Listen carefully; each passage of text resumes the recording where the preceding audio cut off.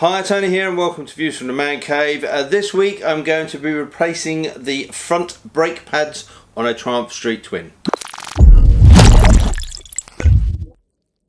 Recently my Street Twin has been in for its first annual service, and one of the things they noted was that the front brake pads were pretty much due up for renewal. Now the dealer didn't have any in stock. I think I was the first person that had come across that got through a set of front brake pads on a Street Twin, so they had to order them in. I haven't had time to get the bike booked in to get them fitted, and I thought, well, it's a simple job, I'll put those on and I'll show you how to do it. Now unfortunately the lift is otherwise engaged, so I'm going to do this on the floor, which probably means a lot of old man huffing and puffing while I'm on my knees. But this just shows it's fairly straightforward to do at home. It's just easier to do it on the lift where it's up higher. Fairly straightforward. You have got here, this is the brake pad retaining pin. So the first thing to do is to remove, there's a little grub screw that goes in there, which is the retaining pin plug. It's then time to loosen off the caliper. These are 12mm.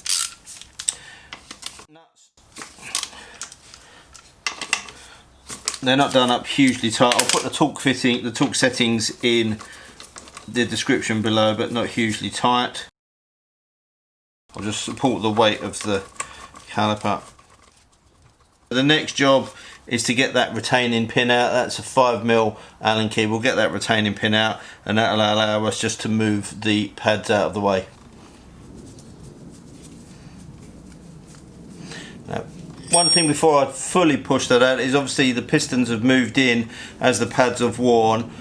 Before you take the pads out, I'm just going to lever the pistons back in so you've got room to put the new pads, but I'm going to do that with the pads in place because then I'm not going to damage anything other than the pads that I'm taking out. So the pistons are pushed back, so you've got that space. You can see maybe at the bottom here, this little bit I'm pointing to, that's the retaining pin that goes through the bottom of those.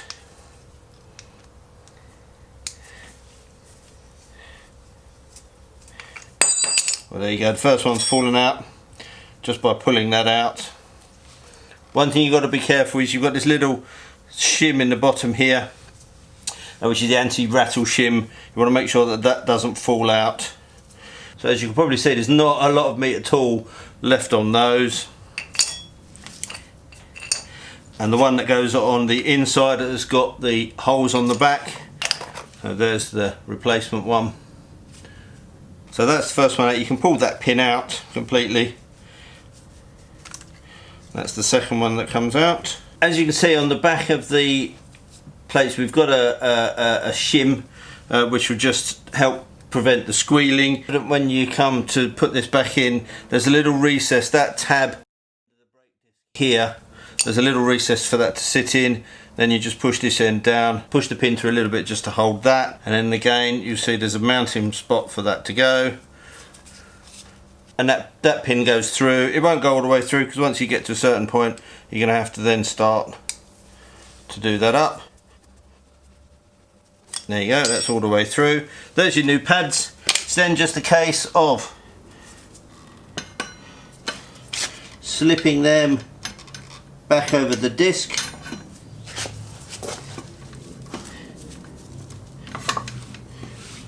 lining up the holes to put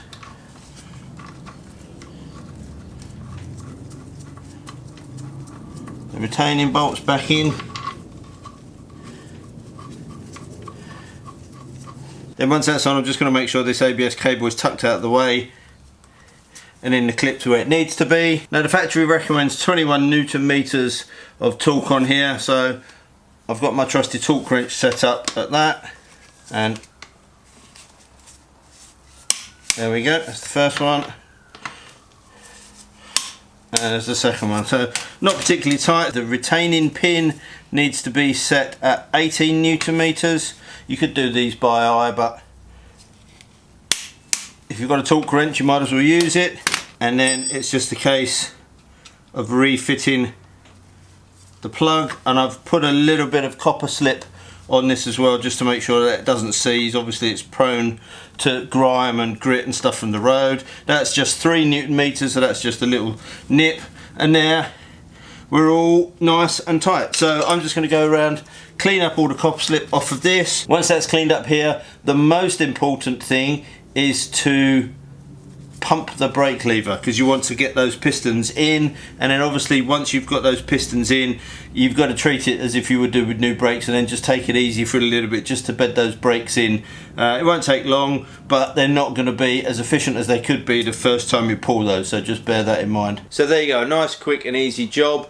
If the bike was in the service and they had the pads in stock, I probably would have let the dealer do it. It's a quick job, it's not really going to cost very much, but as you can see, if you wanted to do that for yourself, or if you wanted to switch the brake pads up for something different, then it's not a difficult job. So as usual, there'll be a link up in the top corner, there'll be links in the end credits for you to go away and have a look at some other stuff. So if you like what you see, please subscribe, that would be really, really helpful. And until next time, thanks for watching, take care, ride safe, and I'll see you soon. Bye.